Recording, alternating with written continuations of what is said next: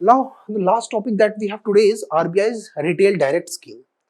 RBI has in February 2021,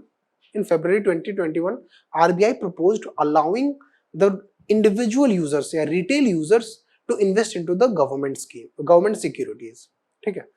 Now this scheme has been announced. Now the various nuances of the scheme has been announced, but but the major part of the scheme, that what kind of bonds will be covered and such, what is the modalities of the scheme, how to invest, that will be released later. Now till now, government security market is dominated by institutional investors. Now what are institutional investors? ठीक है, retail investors वो लोग होते हैं जो कि like मैं और आप, हम रिटेल इन्वेस्टर हैं. रिटेल मतलब जिनका जो कंजम्पशन वॉल्यूम है वो बहुत छोटा है. Institutional investors are those people who have large purses with them and they can buy a large lot of government security. तो अब institutional investor कौन कौन से हो गए? सबसे पहले पेंशन फंड्स, ठीक है, पेंशन फंड्स, ठीक है. Second is corporates, third one are banks, ठीक है, fourth one are pension fund, insurance companies, because these people are having large amount of cash with them. ठीक है, large amount of cash with them. So what they can do, they can invest that cash that is lying idle with them into the government securities, and what they can do is they can earn some basic interest on that. ठीक है. Now what are T-bills? तो government has announced कि अब retail investors bonds और T bills में invest कर पाएंगे. तो first of all we need to understand what is a T bill. T bills are government loan instruments. How? Government को अगर लोन चाहिए, ठीक है, तो वो आपको एक टी बिल पब्लिश करके दे देगा. What is T bill? T bill is treasury bill. It is published against the security of the treasury of the government. Okay. तो टी बिल एक ऐसा पेपर होगा, ठीक है, जिसपे लिखा होगा ₹100 and it will be sold to you at ₹90 for example.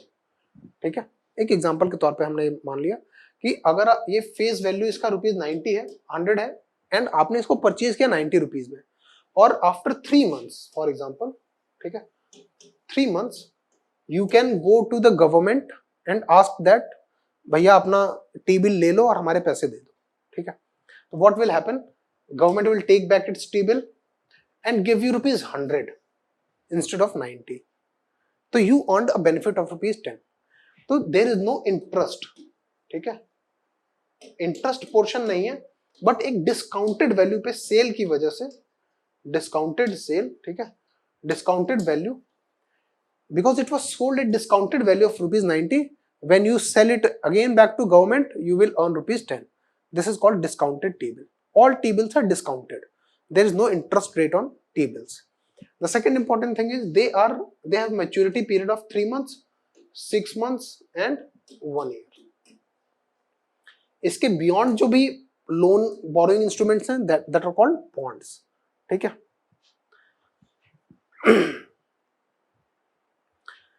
They are major short-term obligations of the government.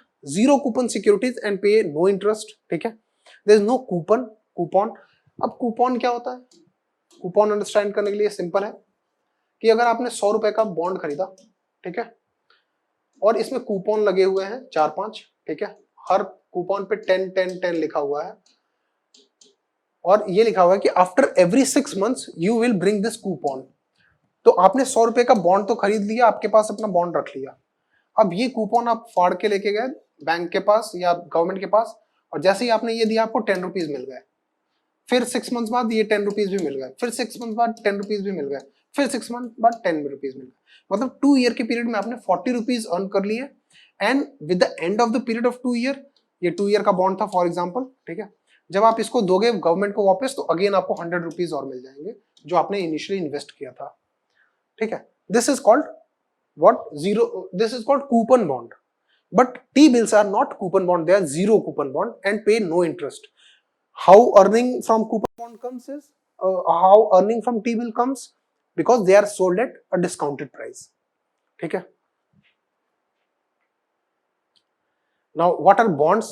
Bonds are dated government securities. ठीक है. And इनकी maturity period 1 year से 40 year तक हो सकता है. Okay. कई सारे बॉन्ड्स हैं. Fix rate bonds, fix rate bond में जहां पे इंटरेस्ट रेट फिक्स है. फ्लोटिंग रेट बॉन्ड्स, वहां पे यील्ड जो है वेरी करती है depending upon the kind of agreement. After every 6 months usually RBI announces, the government announces the interest rate on these floating rate bonds. Inflation indexed bonds. Now what happens is, what is inflation indexed? अगर आप कोई bond purchase करते हो और उस पर आपको interest rate मिल रहा है 10% का, ठीक है, लेकिन अगर इन्फ्लेशन रेट 4% है तो आपकी इफेक्टिव अर्निंग हो गई 10 - 4 = 6%. ठीक है. तो आपको although the bond promised an earning of 10%, but you are only earning 6%. Why? Because inflation is eroding your earning. तो इससे बचने के लिए गवर्नमेंट क्या करती है, इन्फ्लेशन इंडेक्स्ड बॉन्ड निकालती है कि in any case your principal amount and of course your interest payment will be not subject to the inflation charge and you will be getting, अगर 10% इन्फ्लेशन है और 4% 10% इंटरेस्ट रेट है और 4% आपको inflation rate है, तो इसको एडजस्ट करके आपको पैसे मिलेंगे जो कि इन्फ्लेशन के लिए एडजस्टमेंट होगी and government will bear that cost. And the last one is sovereign gold bond. Sovereign gold bond is a bond that is issued in the name against gold. Basically, जिस तरीके से gold का price fluctuate करता है, similarly sovereign gold bond का भी price उसी rate पे फ्लक्चुएट करता है. Instead of investing into material gold या solid gold, government wants people to invest into sovereign gold bonds. ठीक है. Why are G-Sec market not retail friendly? सबसे important ये है कि G-Secs are sold in lots of ₹5 crore each. तो retail investor के पास इतने लिक्विडिटी नहीं होती, इतने पैसे नहीं होते, that is why they do not borrow this government securities. Instead they go for corporate bonds. The second important point is कि the government securities have a very low interest rate as compared to the corporate bonds. Why? Because government securities have a very low rate of default. They are called also gilt-edged bonds. Gilt-edged bond मतलब कि these bonds are having gilt edge, मतलब they are very less prone to any kind of default risk. ठीक है.